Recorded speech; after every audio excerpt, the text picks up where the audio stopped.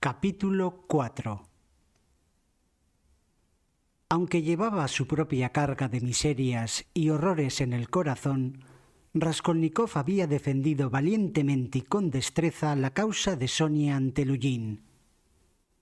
Dejando aparte el interés que sentía por la muchacha y que le impulsaba a defenderla, había sufrido tanto aquella mañana que había acogido con verdadera alegría la ocasión de ahuyentar aquellos pensamientos que habían llegado a serle insoportables.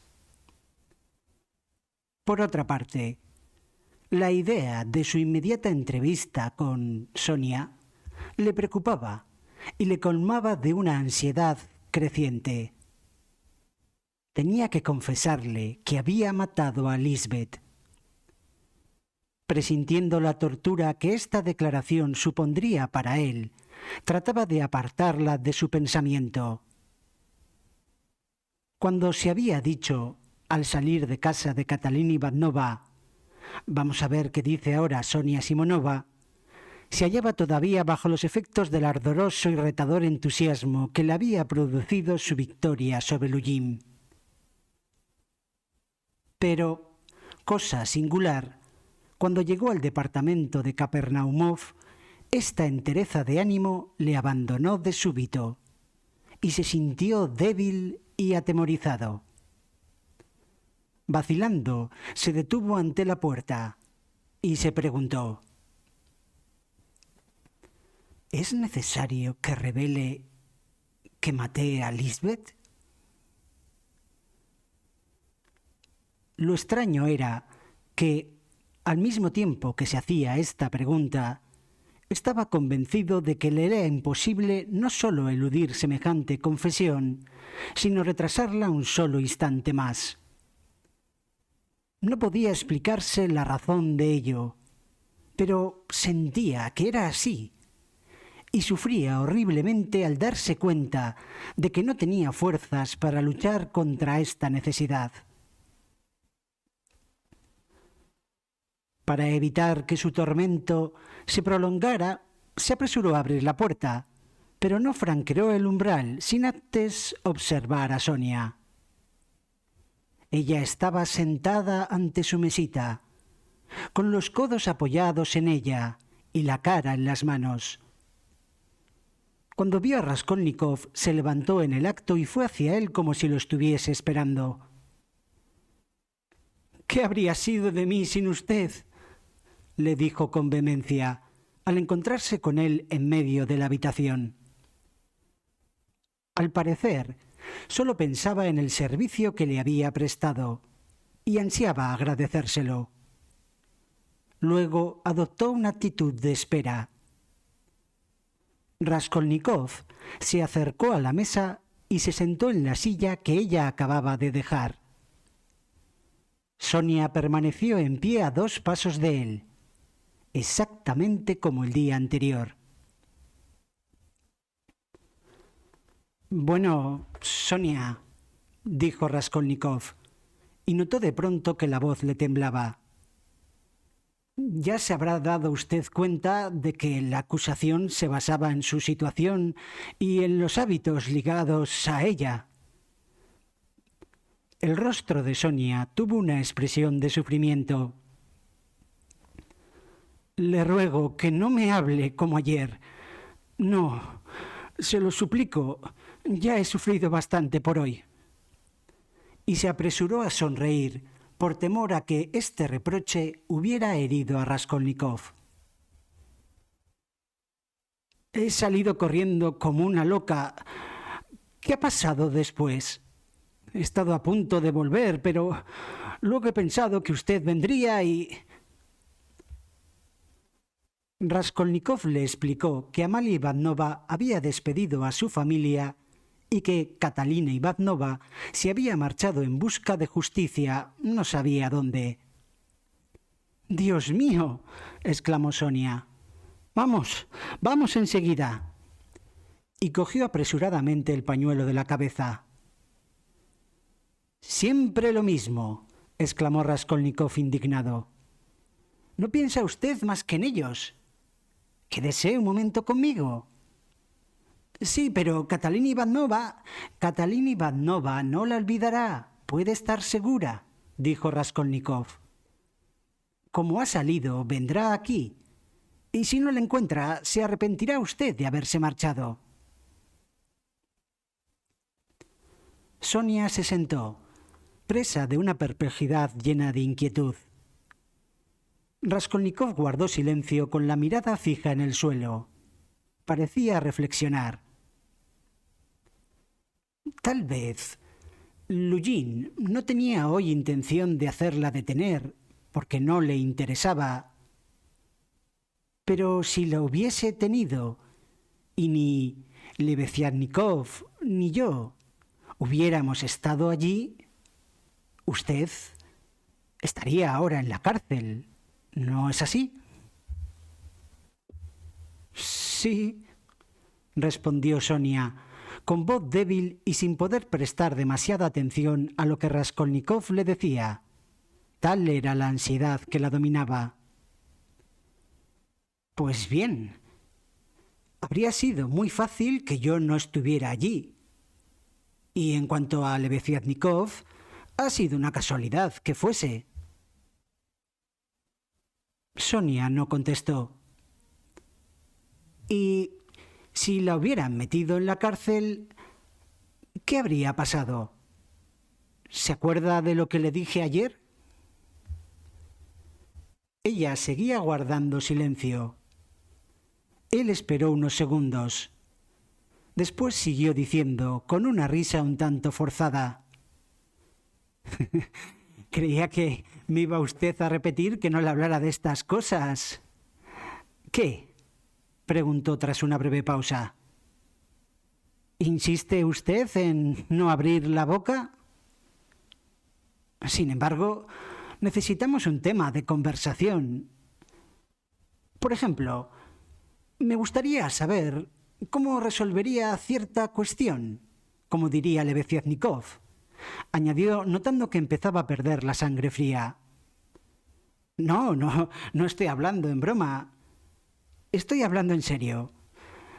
Supongamos, Sonia, que usted conoce por anticipado todos los proyectos de Lujin y sabe que estos proyectos sumirían definitivamente en el infortunio a Catalina Ivanova, a sus hijos y por añadidura a usted. Y digo por añadidura porque a usted solo se la puede considerar como cosa aparte. Supongamos también que, a consecuencia de esto, Poleska haya de verse obligada a llevar una vida como la que usted lleva. Pues bien, si en estas circunstancias estuviera en su mano hacer que Lujin pereciera, con lo que salvaría a Catalina Ivanova y a su familia, o dejar que Lujin viviera y llevase a cabo sus infames propósitos, ¿qué partido tomaría usted? Esta es la pregunta que quiero que me conteste. Sonia le miró con inquietud. Aquellas palabras, pronunciadas en un tono vacilante, parecían ocultar una segunda intención. Ya sabía yo que iba a hacerme usted una pregunta extraña, dijo la joven dirigiéndole una mirada penetrante. Bueno, eso importa poco. Diga, conteste, ¿qué decisión tomaría usted? ¿Pero a qué viene a hacer estas preguntas absurdas ahora? Repuso Sonia con un gesto de desagrado. Contésteme. Dígame. ¿Dejaría usted que Lujin viviera y pudiese cometer sus desafueros? ¿O es que ni siquiera tiene valor para tomar una decisión en teoría? Bueno, yo no conozco las intenciones de la divina providencia. ¿Por qué me está interrogando sobre hechos que no existen? ¿A qué vienen todas estas preguntas inútiles? ¿Acaso es posible que la existencia de un hombre dependa de mi voluntad? ¿Cómo puedo yo erigirme en árbitro de los destinos humanos, de la vida y de la muerte? Si hace usted intervenir a la providencia divina, no hablemos más, dijo Raskolnikov en tono sombrío. Sonia respondió con acento angustiado. Dígame francamente qué es lo que desea de mí. Solo oigo de usted alusiones. ¿Ha venido usted con el propósito de torturarme? Sin poder contenerse más, se echó a llorar. Él la miró tristemente, con una expresión de angustia. Hubo un largo silencio, pero al fin Raskolnikov dijo en voz baja: «Tienes razón, Sonia». Se había producido en él un cambio repentino. Su ficticio aplomo y el tono insolente que afectaba momentos antes habían desaparecido. Hasta su voz parecía haberse debilitado. Te dije ayer que no vendría hoy a pedirte perdón, y he aquí que he comenzado esta conversación poco menos que excusándome. Al hablarte de Lujin y de la providencia, pensaba en mí mismo, Sonia, y me excusaba. Trató de sonreír, pero solo pudo esbozar una mueca de impotencia. Luego bajó la cabeza y ocultó el rostro entre las manos. De súbito, una extraña y sorprendente sensación de odio hacia Sonia le traspasó el corazón. Asombrado, incluso aterrado de este descubrimiento inaudito, levantó la cabeza y observó atentamente a la joven. Vio que fijaba en él una mirada inquieta y llena de una solicitud dolorosa. Y al advertir que aquellos ojos expresaban amor, su odio se desvaneció como un fantasma.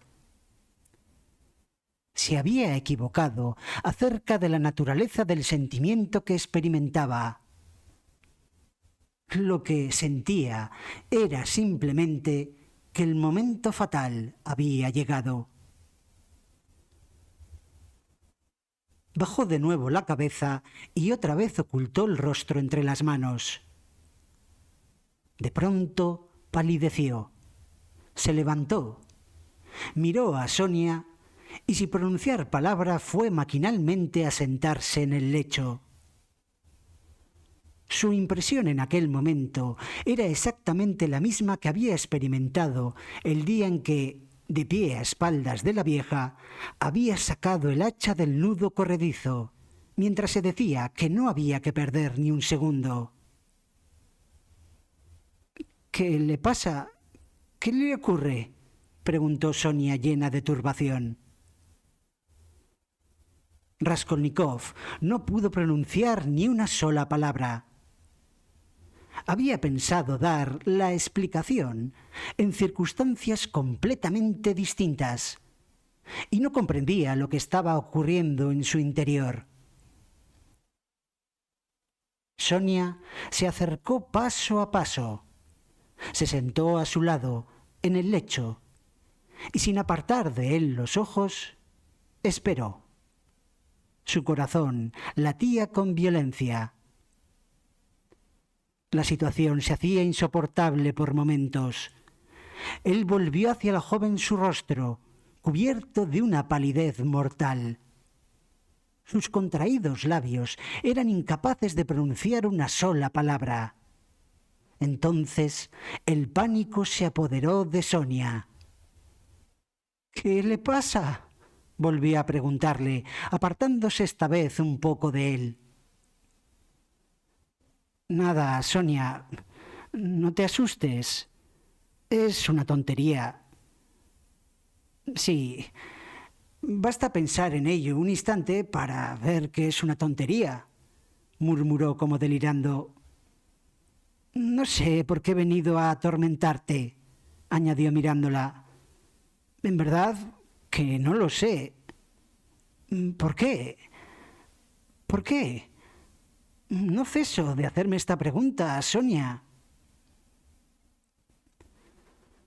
Tal vez se la había hecho un cuarto de hora antes, pero en aquel momento su debilidad era tan extrema que apenas se daba cuenta de que existía.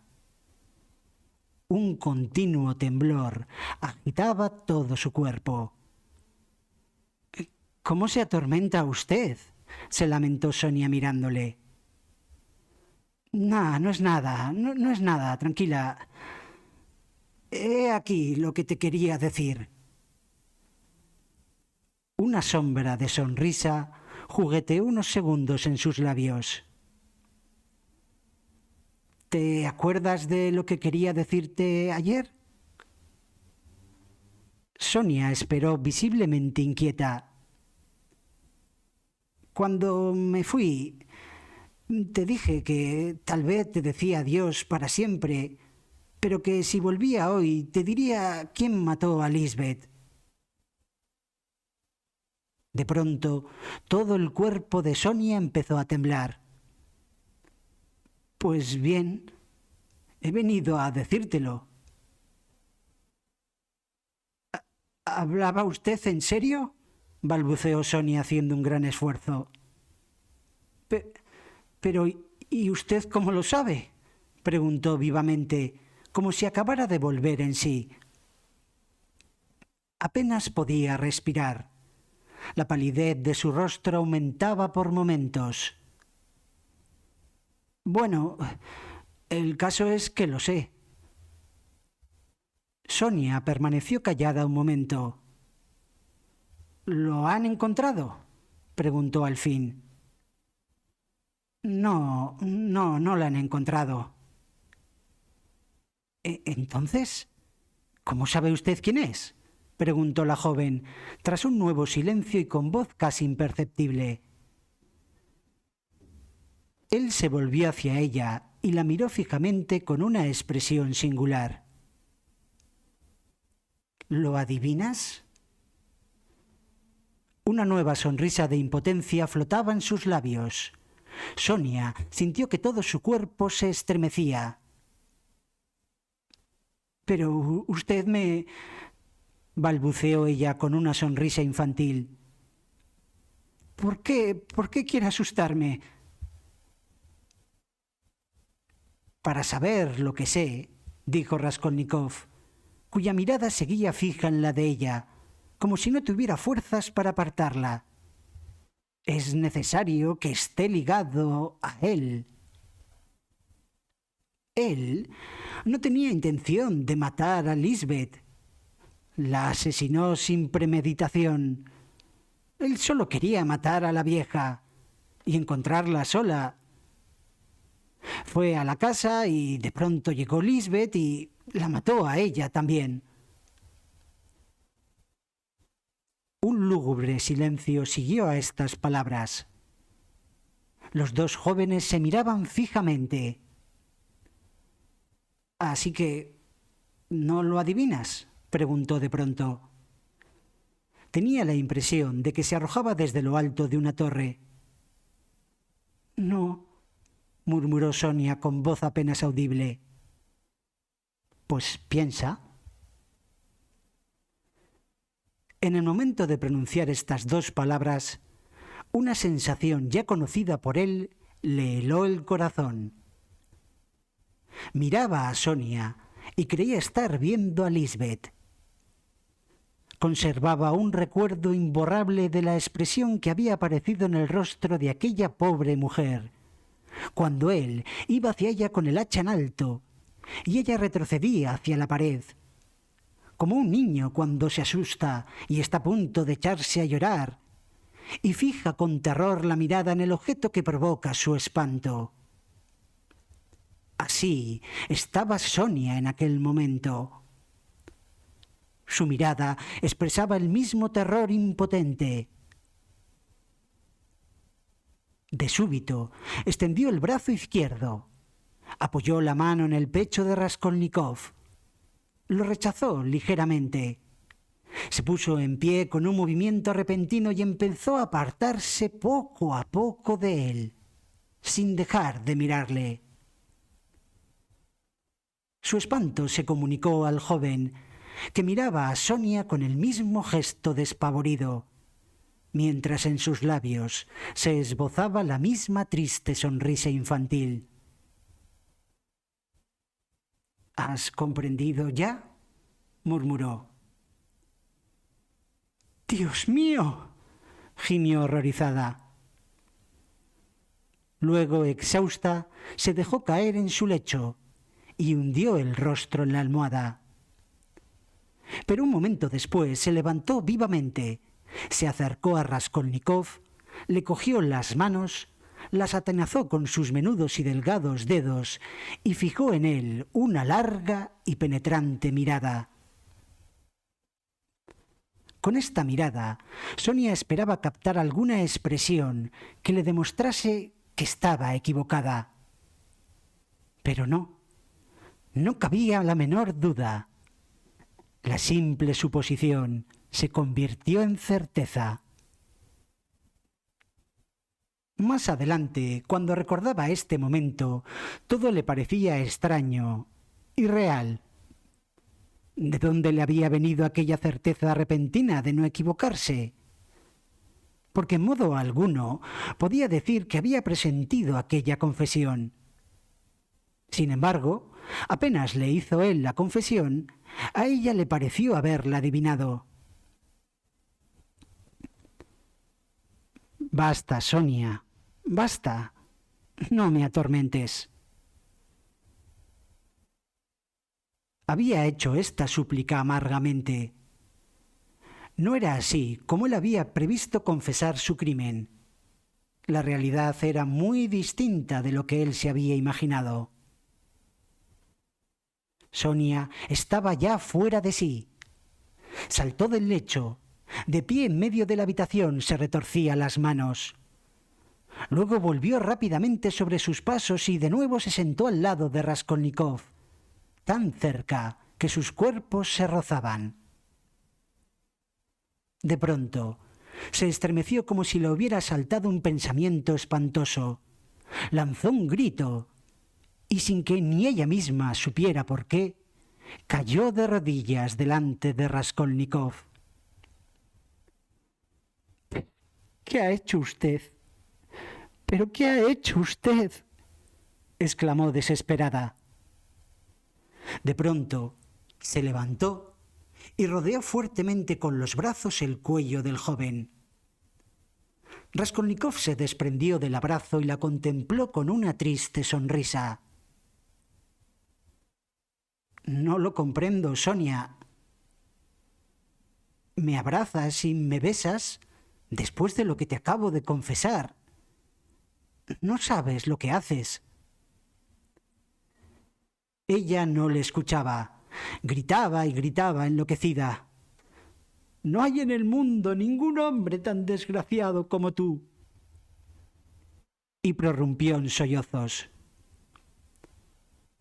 Un sentimiento ya olvidado se apoderó del alma de Raskolnikov.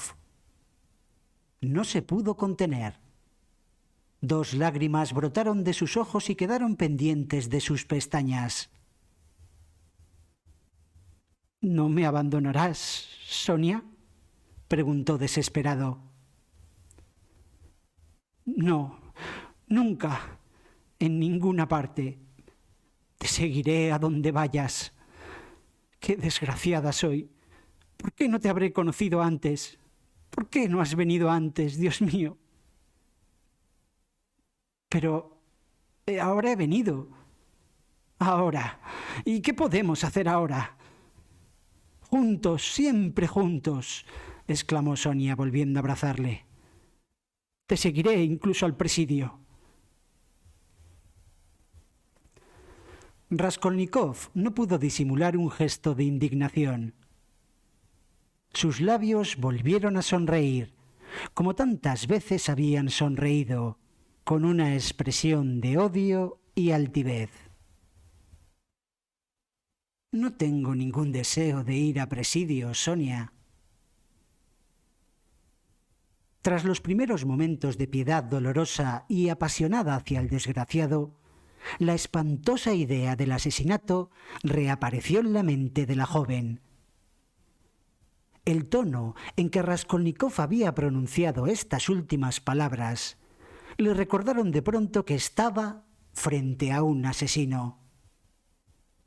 Se quedó mirándole, sobrecogida.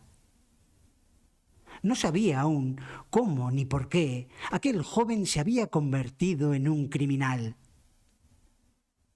Estas preguntas surgieron de pronto en su imaginación y las dudas le asaltaron de nuevo. ¿Él? ¿Un asesino? Es imposible. Pero, ¿qué me pasa? ¿Dónde estoy?, exclamó de repente, profundamente sorprendida, y como si le costara gran trabajo volver a la realidad. ¿Cómo es posible que un hombre como usted cometiera... Y además, ¿por qué lo hizo? Para robar, Sonia, respondió Raskolnikov con cierto malestar. Sonia se quedó estupefacta. De pronto, un grito escapó de sus labios. Estabas hambriento y querías ayudar a tu madre, ¿verdad? No, Sonia, no, balbuceó el joven, bajando y volviendo la cabeza. No estaba hambriento hasta ese extremo. Ciertamente quería ayudar a mi madre, pero no fue eso todo. No me atormentes, Sonia. Sonia se oprimía una mano con la otra. Pero, ¿es posible que todo esto sea real? ¿Quién podría creerlo? ¿Cómo se explica que usted se quede sin nada por socorrer a otros habiendo matado por robar y... De pronto le asaltó una duda. ¿Acaso ese dinero que le dio usted a Catalina Ivanovna, ese dinero era... No, Sonia, le interrumpió Raskolnikov. Ese dinero no procedía de allí. Tranquilízate. Me lo había enviado mi madre por medio de un agente de negocios y lo recibí durante mi enfermedad, el día mismo en que lo di. Rasumikine es testigo de todo esto, pues él firmó el recibo en mi nombre. Ese dinero era mío, muy mío. Sonia escuchaba con un gesto de perplejidad y haciendo grandes esfuerzos por comprender. En cuanto al dinero de la vieja, ni siquiera sé si tenía dinero, dijo en voz baja y vacilando. Desaté de su cuello una bolsita de pelo de camello, que estaba llena, pero no miré lo que contenía. No tuve tiempo. Los objetos, gemelos, cadenas, etc., los escondí, así como la bolsa, debajo de una gran piedra en un patio que da a una avenida. Todo estará allí todavía, supongo. Sonia le escuchaba ávidamente. Pero, ¿por qué? Si mató usted para robar, según dice, ¿por qué no cogió nada?, dijo la joven vivamente, aferrándose a una última esperanza. Pues no lo sé. Todavía no he decidido si cogeré ese dinero o no, dijo Raskolnikov en el mismo tono vacilante. Después, como si volviera a la realidad, sonrió y siguió diciendo: ¡Qué estúpido soy contar estas cosas! Entonces, un pensamiento atravesó como un rayo la mente de Sonia. ¿Estará realmente loco? Pero desechó esta idea enseguida. No lo está, ¿qué va? Realmente estaba confundida y no comprendía nada. Él exclamó, como en un destello de lucidez: «Oye, Sonia, oye lo que voy a decirte». Y continuó subrayando las palabras y mirándola fijamente, con una expresión extraña pero sincera. Si el hambre fuese lo único que me hubiera impulsado a cometer el crimen, me sentiría feliz. Sí, feliz. Pero, ¿qué adelantarías si yo te confesara que he obrado mal? ¿Para qué te serviría este inútil triunfo sobre mí? ¿Para esto he venido a tu casa? Sonia quiso decir algo, pero no pudo. Si te pedí ayer que me siguieras, es porque no tengo a nadie más que a ti. ¿Seguirte? ¿A dónde? ¿Para qué?, preguntó la muchacha tímidamente. No para robar ni matar. Tranquilízate, respondió él con una sonrisa cáustica. Somos distintos, Sonia. Sin embargo, oye, Sonia, hace un momento que me he dado cuenta de que yo pretendía, al pedirte que me siguieras, que... Bueno, ayer te hice la petición instintivamente, sin comprender la causa. Solo una cosa deseo de ti y por eso he venido a verte. No me abandones. ¿Verdad que no me abandonarás? Ella le cogió la mano y se la oprimió. Un segundo después, Raskolnikov la miró con un dolor infinito y lanzó un grito de desesperación. ¿Por qué habré dicho todo esto? ¿Por qué te habré hecho esta confesión? Esperas mis explicaciones, Sonia, lo veo.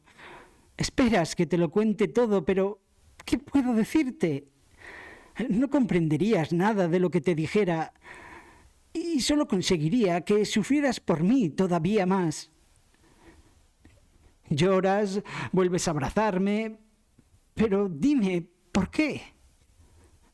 ¿Por qué no he tenido valor para llevar yo solo mi cruz y he venido a descargarme en ti, pidiéndote que sufras conmigo, ya que esto me servirá de consuelo?